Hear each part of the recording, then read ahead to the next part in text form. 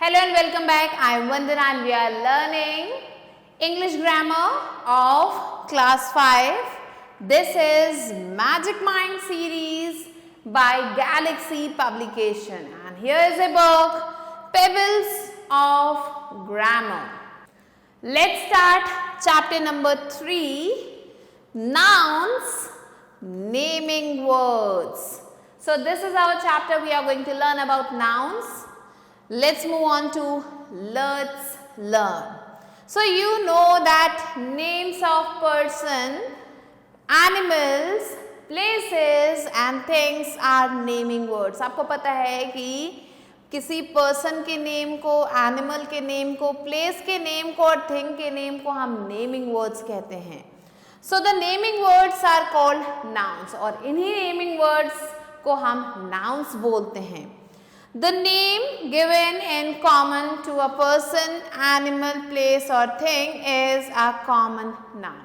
So वो जो नाम दिया जाता है किसी कॉमन पर्सन, एनिमल, प्लेस और थिंग को, उसे हम कॉमन नाउन कहते हैं. एग्जाम्पल्स यहाँ पे दिए हैं. फॉर एग्जाम्पल बॉय, कोई भी बॉय हो सकता है. Girl, father, mother, lion, tiger, rose, lotus, city, library, park.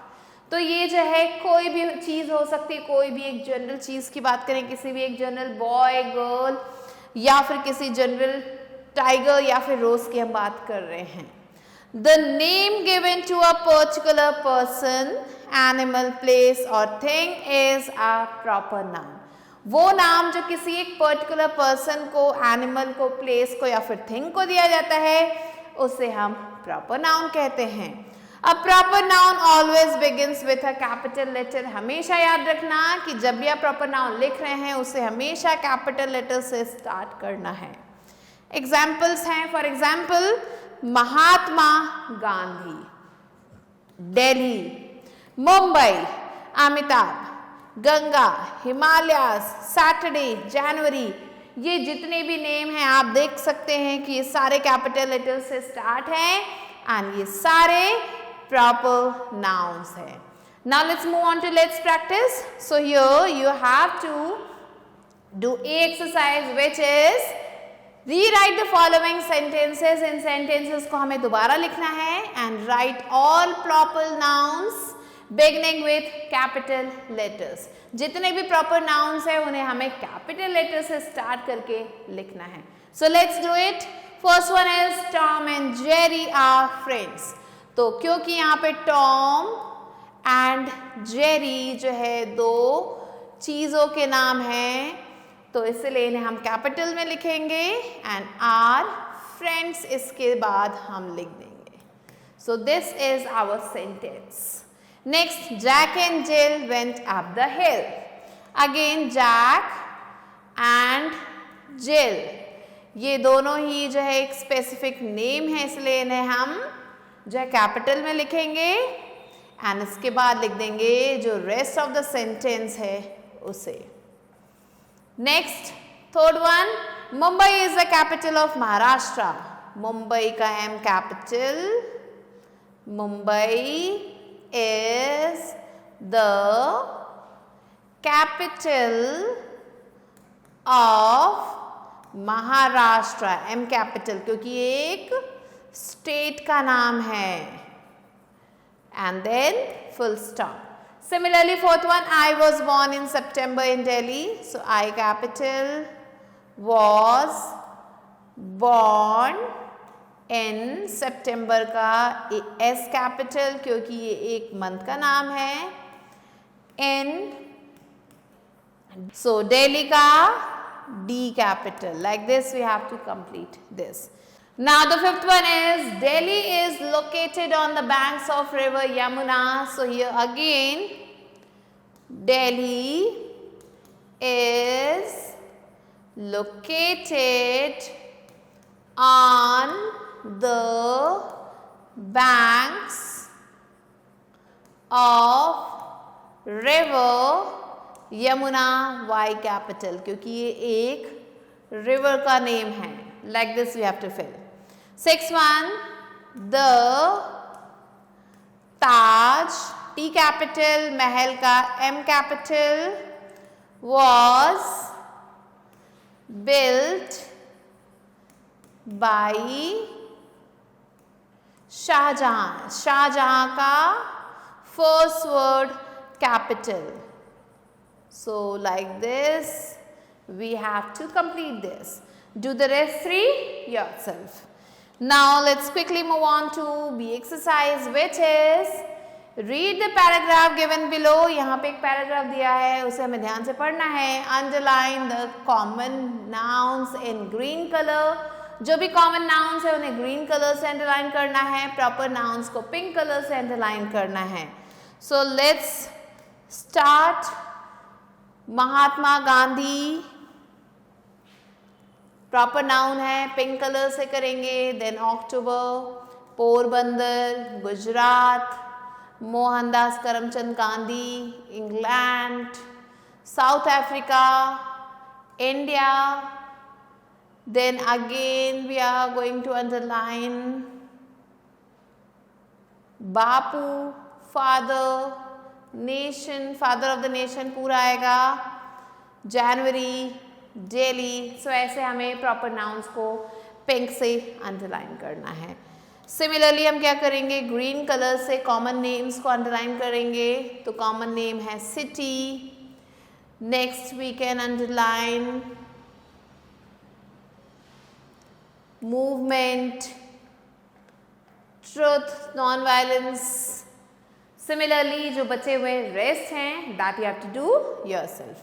C exercises, write the common nouns of the following from the box. तो यहाँ पे कुछ questions दिए गए हैं. यहाँ box में से हमें common nouns को choose करके यहाँ पे fill करना है. So first one is the person who mends our shoes. कौन हमारे shoes को ठीक करता है? Yes. Cobbler. Next, the person who acts in movies. Movies में कौन काम करता है? Actor. Next, the person who walks in the fields. Fields में कौन काम करता है? Farmer. Next one, fourth one, the person who works in the garden. जो garden में काम करता है? Yes, gardener. Next one, the person who flies an aeroplane. Aeroplane कौन उड़ाता है? Pilot. The person who treats the sick and injured. जो बीमार की मदद करता है, उनको ठीक करता है, उनकी ट्रीटमेंट करता है. Doctor. The person who teaches students. जो students को पढ़ाता है, कौन पढ़ाता है? Teacher. So like this you have to complete the rest that are left here. Now let's move on to let's learn. Look at these words. यहाँ पे कुछ words दिए हैं, उन्हें हमें देखना है. Love, truth, honesty, courage, hatred. ये कुछ words दिए हैं. प्यार, सच्चाई, ईमानदारी, and similarly अलग अलग words यहाँ दिए हैं. So these words are the names of qualities, feelings और ideas. ये जो words दिए हैं ये किसी की quality बता रहे हैं, किसी की feelings को describe कर रहे हैं या ideas को describe कर रहे हैं. They are called abstract nouns. इन्हें हम abstract nouns कहते हैं. So abstract nouns are the names of qualities, feelings और ideas. Abstract nouns क्या हैं? ये किसी भी चीज़ की क्वालिटी, फीलिंग या फिर आइडिया को एक्सप्रेस करते हैं. We cannot see or touch an abstract noun. Abstract noun को हम ना तो देख सकते हैं ना ही टच कर सकते हैं, तो ये बात हमें ध्यान रखनी है. Now look at these words. अब कुछ और words दिए हैं, let's see them. So पहला है pride, fleet, crowd, herd, murder, bunch. So ये भी कुछ words हैं. So these words are used as the names of groups of persons, animals or things. So किसी person, किसी animal या फिर किसी चीज़ के ग्रुप को, पूरे ग्रुप को हम यहाँ पे कहते हैं collective nouns. So these are collective nouns. ये जो है ये ग्रुप हैं किसी चीज़ के, किसी person के, किसी animal के, तो इन्हें हम collective nouns कहते हैं. So a collective noun is the name of a group of people, animals or things. Collective noun क्या है? ये name है लोगों के ग्रुप का, animals के ग्रुप का और things के ग्रुप का. So some collective nouns are given below. कुछ collective nouns नीचे दिए गए हैं. Let's see what are they. So the first one is a group of lions. Lions के ग्रुप को हम pride कहते हैं. A group of wolves, pack. Wolves के ग्रुप को पैक कहते हैं. A group of soldiers, soldiers के ग्रुप को आर्मी कहते हैं. A group of sparrow, sparrow के ग्रुप को होस्ट कहते हैं. A group of puppies, puppies के ग्रुप को लिटर कहते हैं. Similarly a group of keys और grapes, so keys and grapes के ग्रुप को हम बंच कहते हैं. Now let's quickly move on to let's practice.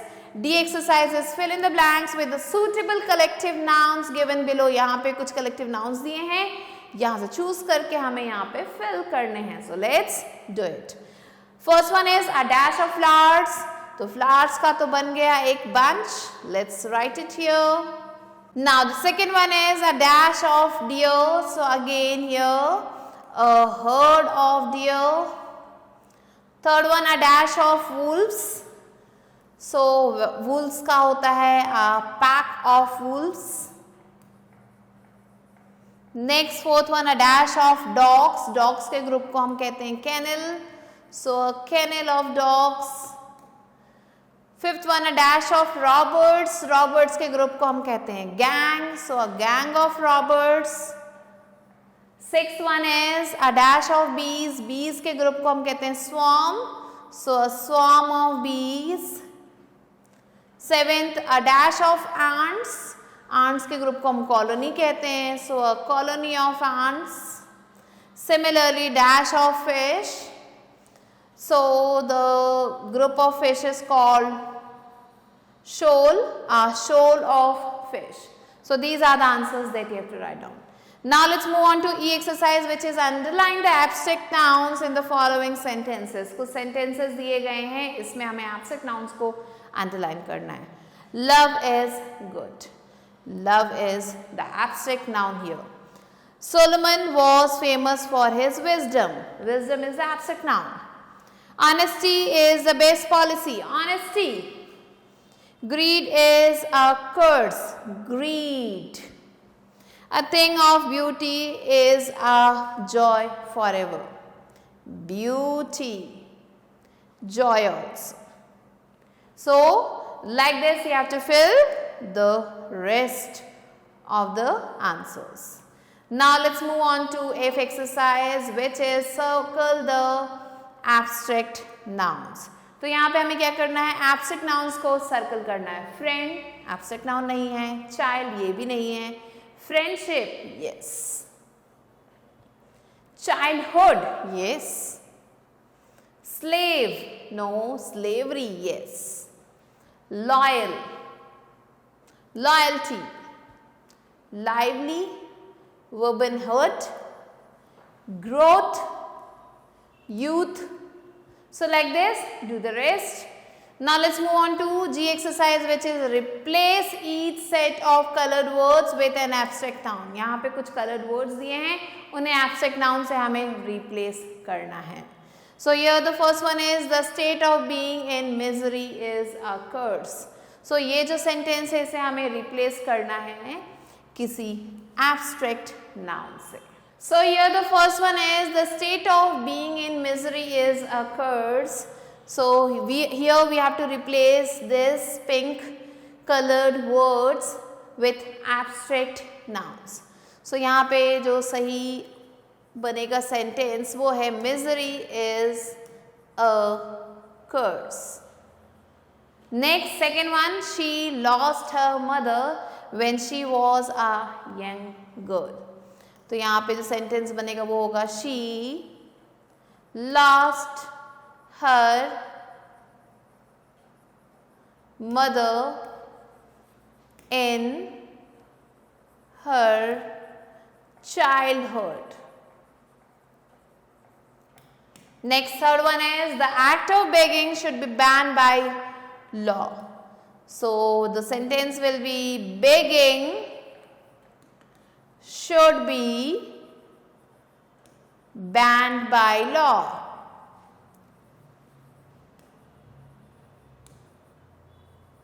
Next, fourth one, the act of being greedy landed him in trouble. So the answer will be greed landed him in trouble. So greedy का बन जाएगा greed. So like this you have to fill them, and this one, fifth one, you have to do yourself.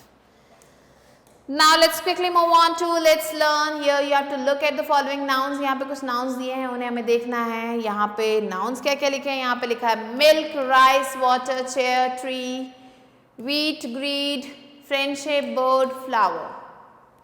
ये कुछ words दिए हैं. The nouns milk, rice, water, wheat, greed and friendship cannot be counted. इन्हें हम count नहीं कर सकते.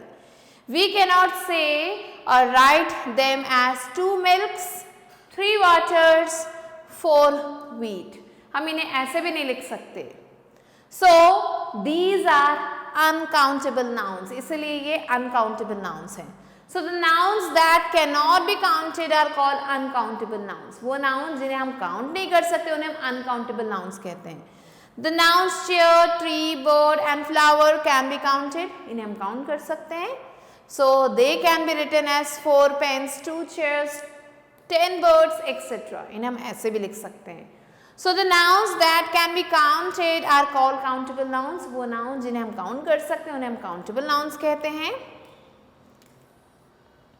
Uncountable nouns are not used in plural form. जो uncountable nouns होते हैं उन्हें हम plural form में नहीं लिख सकते. We also do not use a or an before uncountable nouns. Uncountable nouns से पहले हम ना तो a लगाते हैं ना ही an लगाते हैं. Here are some more uncountable nouns. कुछ और uncountable nouns दिए हैं जैसे butter, news, childhood, meat, air, snow, truth, patience, time, weather, cleanliness, music. ये भी uncountable हैं. Now let's move on to let's practice. H exercises correct and rewrite the following sentences. In sentences को हमें correct करना है और फिर से लिखना है. So here the first one is he gave me a good news. Now let's move on to H exercise which is correct and rewrite the following sentences. यहाँ पे कुछ sentences दिए गए हैं उन्हें हमें correct करके फिर से लिखना है. So here the first one is he gave me a good news. क्योंकि news जो है uncountable है इसलिए हम यहाँ पे a नहीं लिखेंगे and the sentence will be he gave me good news. Question number 2, how many times have I told you not to tell lie? So यहाँ पे क्या है, यहाँ पे हमें जो है lie से पहले a लगाना है और time से time जो है time नहीं लिखते हैं हम times लिखते हैं. So the correct sentence is how many times have I told you not to tell a lie? Next question number 3, jewelry made of golds is very expensive. So gold is uncountable, so इसमें हम golds नहीं लिखेंगे. So the sentence will be jewelry made of gold is very expensive. Question number 4, he asked the coolie to carry his luggages. Luggages नहीं लिखते हैं, luggage जो है uncountable है. So हम यहाँ पे लिखेंगे he asked the coolie to carry his luggage. Fifth one, doctor gave me some useful advices to stay healthy. Advices is wrong. Plural इसे plural में हम नहीं लिख सकते, advice ही लिखते हैं. So doctor gave me some useful advice to stay healthy. Question number 6, she bought 2 butter. So butter is uncountable, that's why we can write she bought 2 packets of butter. Question number 7, please give me a few rice. Rice is uncountable, that's why we cannot write few. So हमने यहाँ पे लिखा है please give me a little rice. Question number 8 is give me 4 breads with butters. So bread is also uncountable, butter is also uncountable, that's why we have written give me 4 slices of bread. Bread को हम नहीं count कर सकते but slices को count कर सकते हैं, इसलिए हमने यहाँ पे लिखा है give me 4 slices of bread with butters की जगह यहाँ पे हो गया butter. So these are the answers that you have to write down, and the rest 2 questions, question number 9 and 10 you have to do yourself. So these are the answers. With this we have completed the chapter. I hope you understood it. I'll be meeting you soon with a new video and a new chapter. Till then, stay tuned and thanks for watching.